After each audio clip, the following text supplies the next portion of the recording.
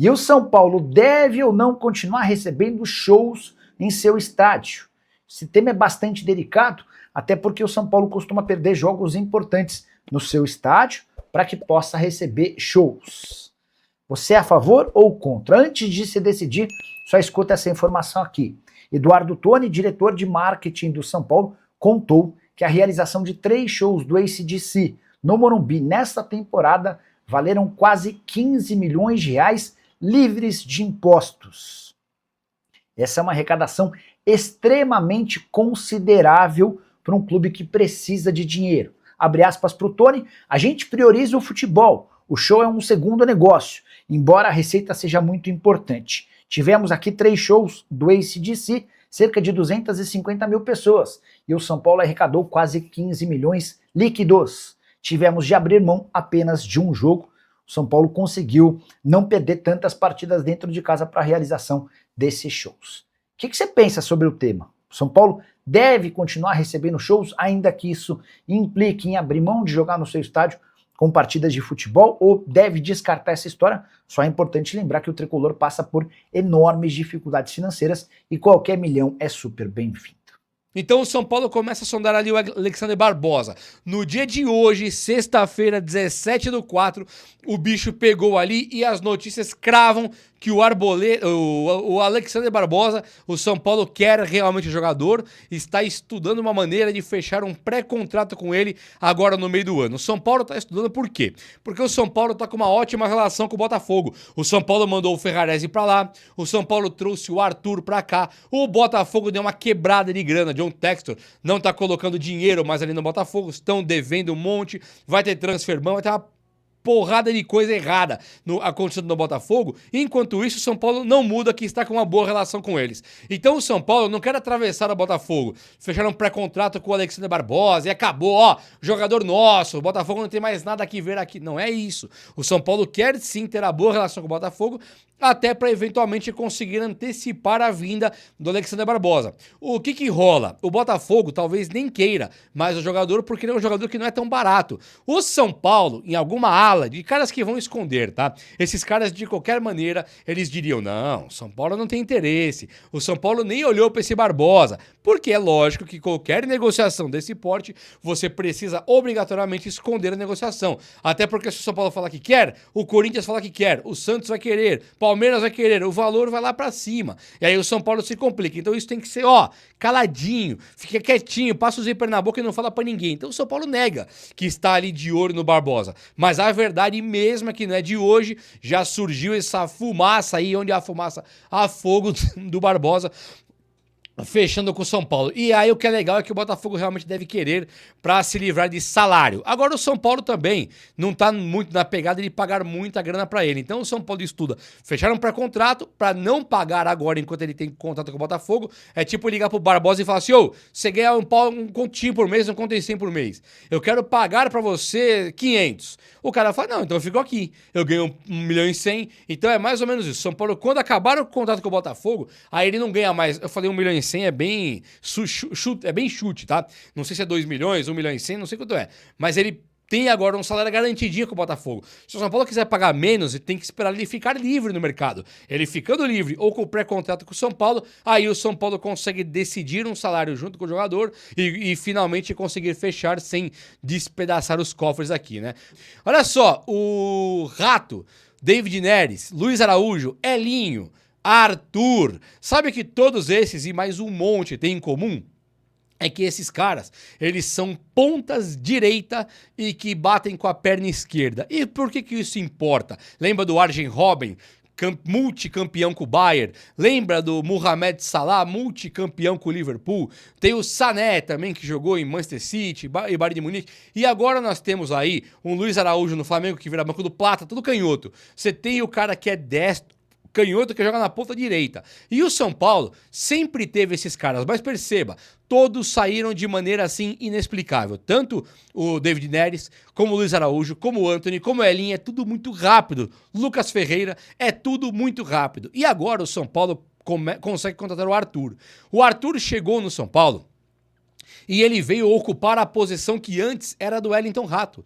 O Wellington Rato, ele fez no São Paulo uma ponta direita, onde ele era canhoto. Ele tinha sido rebaixado com o Atlético Goianiense. Quando ele chega no São Paulo, ele pega aquela ponta direita e vai jogar. E ele ganha uma Copa do Brasil, ele coloca até mesmo indiretamente, não foi bem direto, mas indiretamente, o próprio Luciano no banco de reservas. Porque o Luciano saiu para entrar o Lucas, mas o Rato ficou. Do Rato não deu para tirar. E aí o São Paulo consegue ganhar aquela Copa do Brasil, assim, lendária, que foi importantíssima. E o São Paulo piora quando o Wellington Rato sai. O São Paulo volta a melhorar agora que o Arthur chega. Ou seja, esse tipo de jogador não é à toa que o São Paulo vende assim que lança. David Neres, 5 jogos. Se você pensar no Google, tá 8 jogos, mas foram 5 jogos que ele jogou ali como titular tentando entrar. O Luiz Araújo vem da Relâmpago também. Elinho, os caras não param. Antony não para aqui. Então o mercado tá todo de olho. Se o cara é ponta direita, canhoto, tá ali no São Paulo, é pra tirar de lá. E o São Paulo não consegue nem colocar o cara no profissional às vezes. Caso como o Neverton, como esse menino aí, o Vitinho, tá no Fortaleza. Então agora o São Paulo olha pro Arthur como um grandioso jogador que consegue ter ali o caminho de títulos, porque ele tem essa característica de posição.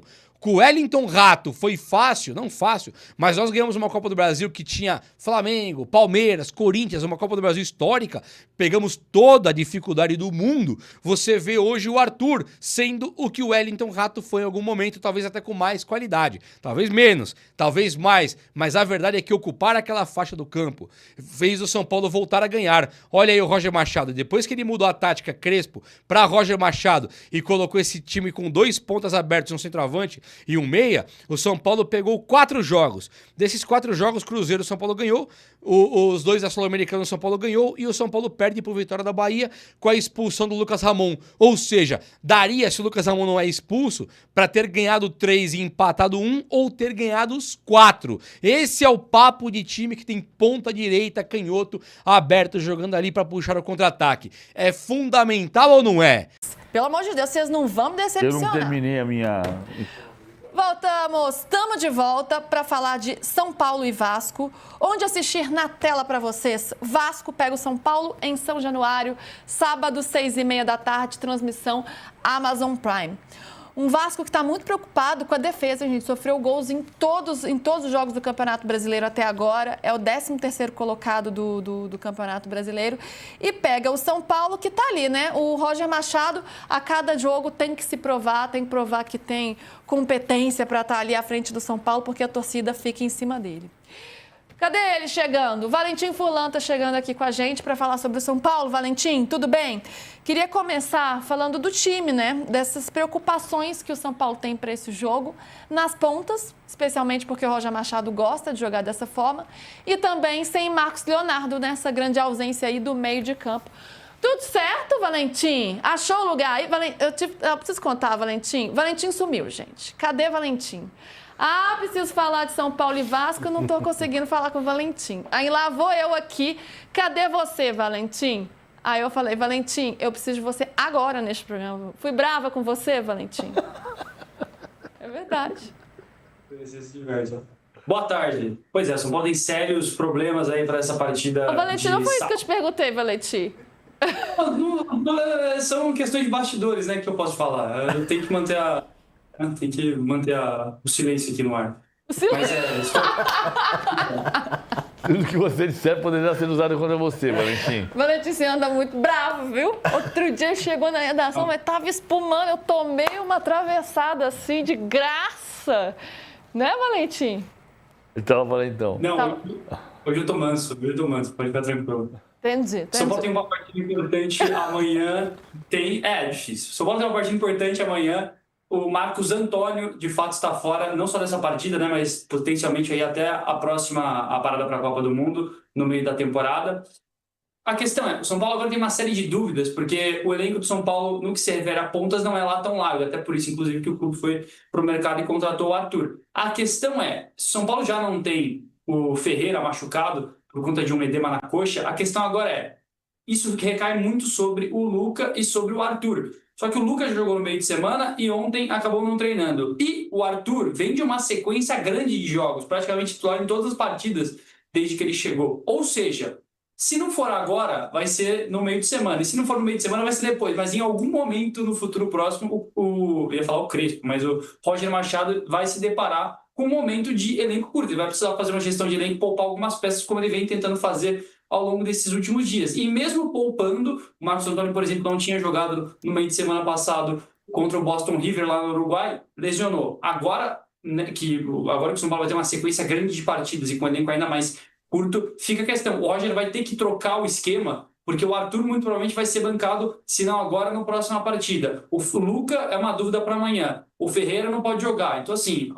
o carteado do Roger está ficando cada vez mais curto e ele, teoricamente, disse que o esquema dele é jogar com pontos. Mas a questão agora é se ele vai precisar reformular esse esquema e mudar um pouco o jeitão do São Paulo jogar, agora que, pelo menos nesses próximos dias, o São Paulo tem um elenco um pouco mais curto, Luísa. Dá para ir com uma dupla de ataque, dá para ir com o Cauli como camisa 10, dá para manter o Luciano como camisa 10, enfim, tem opções. A questão é, os pontas vão ser mantidos? Essa é a questão. O que fazer? Será que o Roger vai ser meio Crespo e vai voltar com uma dupla ou ele vai tentar insistir nas pontas? O que vocês acham? Ele vai insistir com o jeito que ele gosta de jogar. Mas mesmo com esses problemas aí para escalar? Mesmo assim, acho que ele vai tentar pesar. Por exemplo, o Tapia é um jogador que, quando veio para o Brasil, ele entendia-se o Tapia como um jogador que podia jogar como ponta de lança ou como centroavante.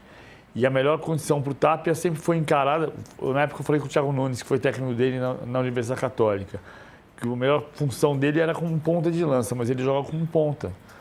Então você pode fazer ele como ponta para entrar na diagonal, só que você vai ter que dar largura para o campo com o lateral. Vai ter que ser o Enzo Dias, ultrapassando para você ter um cara que entre na diagonal. Mas ele não vai voltar. O São Paulo do losango de meio campo não existe mais. Eu acho que a preocupação maior para mim até não é a ausência dos pontas, porque ele está descobrindo o TT, ele está descobrindo o Luca Marques de novo. O problema são os volantes. Porque o São Paulo jogava com 3, né? Danielzinho, Bobadilla, Marcos Antônio e o Luciano e o Lucas na frente. Não tem mais isso. Mas ele fazia Marcos Antônio e Bobadilla. Marcos Antônio machucou. Bobadilla vinha machucado. O Pablo Maia, que é a reserva do Bobadilla, machucou.